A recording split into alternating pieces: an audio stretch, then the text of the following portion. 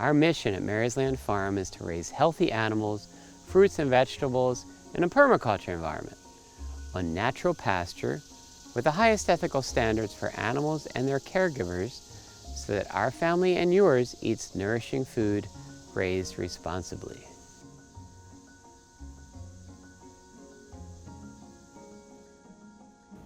We started our farm in 2015 with a desire to provide organic food to the local community. Before we brought the farm, it was all corn and soy on sterile dirt. My children and their friends worked very hard to convert the farm to natural pasture by planting grass and putting up lots of fences. Now, we raise 100% grass-fed beef, organically fed pasture-raised pork, chicken and duck eggs, and lots of vegetables. I grew up in Mexico, where we had fresh meats and vegetables every day at the market. I always wanted to provide healthy food to my children in this country and to teach my children to love healthy food. However, in this so-called rich country, at restaurants and grocery stores, they try to feed you processed food out of a box. Everything that's raised naturally is always better for you. You want to purchase and consume eggs, produce, and animals that have been raised as naturally as possible. At our farm, we raise all food for you as natural as possible.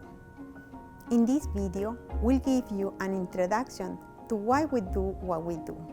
My son Luis will talk about the 100% grass-fed beef operation. My daughter Maria will talk about the food impact on your health. Rosie and Rita will talk about how we raise chicken. Christian will talk about the orchards and produce. Grass-fed beef on properly managed pasture is very important to the consumer for 6 reasons. 1. It's healthier. 2. It's better for the Chesapeake Bay. 3. It keeps money in the local economy. 4. It keeps farmers on the land. 5. It builds natural habitat for the other animals beneficial to the environment. 6. Healthy grasslands sink carbon and reduces the amount of carbon in the atmosphere. Eating is an agricultural act. The choice you make determines what farmers grow. If you eat food that increase soil erosion, you're helping cause soil erosion. The bay and its feeder streams are filled with soils that should have remained on farms, but have been washed off due to what many of us decide to eat. So what's happening now is we have a lot of disease in people that are the result of very poor eating habits. And a lot of that is based on how the food tastes because of how the food is raised. Before owning a farm, I would travel with my family to third world countries, and my picky girls would eat more meats and vegetables in the third world countries than in the US. Why? Because they say in those countries the food tastes better. So why did the food taste better in a so-called third world country than here? Well, because the animals and the vegetables were raised naturally, and therefore naturally taste better. People come to the store and tell me they buy organic beef. If that means the cows are eating organic grains, they're just wasting their money. Cows were meant to eat organic grass, not grain. If I took my baby to the doctor and I told him that I only fed her 100% organic candy, I don't think he would be too impressed. It's not very healthy for a baby to eat organic candy. It's not healthy for a cow to eat organic grain. Buy 100% grass-fed, grass-finished beef. The best way to build soil health is to plant permanent pastures and put cows or sheep and poultry on them.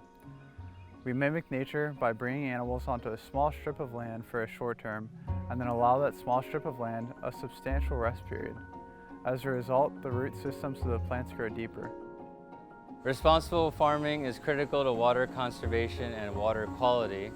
One way we aim to help save downtown Ellicott City and the Chesapeake Bay watershed is with our 3 miles of swales and berms that we've planted on the farm. These berms and swales prevent heavy downpours from rushing into the waterways from the steep slopes on our farm. Being planted with a variety of trees and shrubs prevents the land and its fertility from eroding away, instead producing food and habitat. Our chickens spend most of the time outside, and when they're inside, they still get a nice breeze and sunshine. When you begin to imitate nature, there are these upward spirals of benefits for all of the parties involved. We've planted thousands of fruit and nut trees and shrubs on these swales and berms. These include typical types like apples, pears, walnuts, peaches, but also native types like persimmons, pawpaws, hazelnuts, juneberries, and more.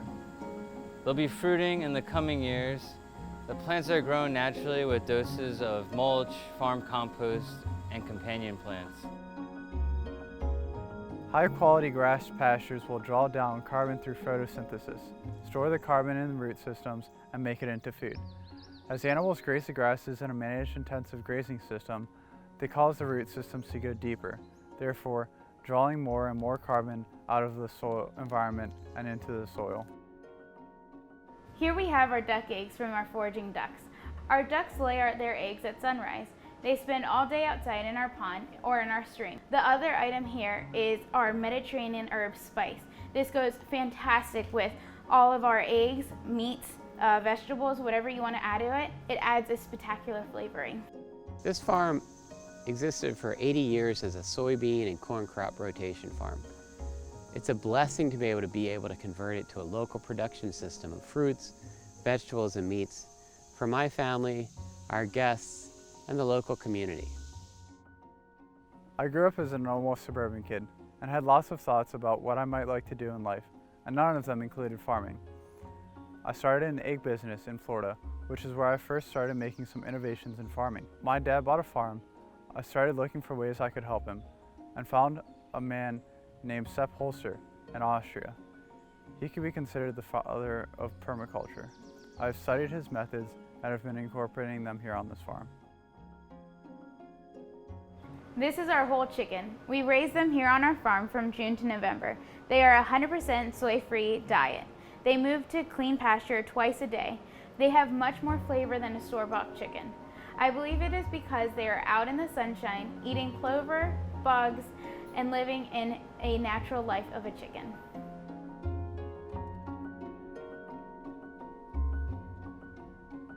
So it's very important that people start to learn about food and about food systems, where their food comes from, how it's processed, what happens to the land that the food is grown on. Everyone should buy local and ask their local farmer, how are these animals raised? How are they treated? Under what conditions? How are they slaughtered? These items make a big difference in your health and the health of the environment. Cows were meant to be grazers. That's what they do. That's how they were originally designed. We raise beef cows respecting their natural behavior and their natural habitat. Cows should be outside as much as possible eating grass. Our farm is 100% permanent pasture. Before 1950, scientists didn't really understand how the fungal life of the soil worked. If we knew then what we know now, conventional farming wouldn't have become so dependent on chemical farming. There's an entire microbial ecosystem under my feet. This microbial microsystem, much of it invisible to the human eye, can either be embraced or detonated with fungicides, insecticides, herbicides, and even fertilizers. On the other hand, if you embrace the fungal ecosystem, you have to respect the entire natural system and pray for good results. But if you detonate it, you're raising food in dirt, not soil. One way to imitate nature is to imitate the movement of nature. We move our chickens twice per day. As a result, they are constantly getting new fresh grass. This means less stress on the bird's immune system as they always have a clean environment. Second, all those pathogens, bacteria, viruses, and parasites that would love to make the chickens their host are on the run because the chickens are on the move. Instead, we're putting healthy, palatable greens in the face of the chickens twice a day. What we do at Maryland Farm is the opposite of factory farming. What I love the most about this farm is seeing the joy on people's faces as they experience something here that is brand new to them. Our store is a very social place. We aim to sell products here that are good for you. Customers come into this store for more than just grass-fed beef. They want grass-finished beef, and there's a huge difference. The key with grass-fed beef is it tends to cook a little more quickly. It tends not to have the marbleization of the fat content that a grain-fed beef has. So that's one thing you need to keep in mind and pay attention to when you're cooking. Try not to overcook it. Our economy is what I would say is a true economy. When a customer pays our food, they're getting to participate in all the benefits that we are providing to the environment, to the community, and to the animals. Because we treat the animals and the environment with respect, we get paid back with a bountiful harvest. The food and its health benefits are radically different because the treatment of the animals and the environment is radically different. Why buy from the supermarket when you can buy from your neighbor? If you buy from our farm, you know where that animal was raised and how it was treated. You keep money in the local economy. It is just a win-win for everybody. If consumers will just take a little extra time and pay a little extra money to buy a better product, they will help the planet and their local community at the same time. You should eat animals and produce that is raised naturally. The bottom line is it's better for your health and the health of the planet. Make a better world for everyone, not just ourselves, but for your children and your grandchildren. What I have here are Mary's Land Farm's vegetable, chicken, beef, and eggs. Let's eat!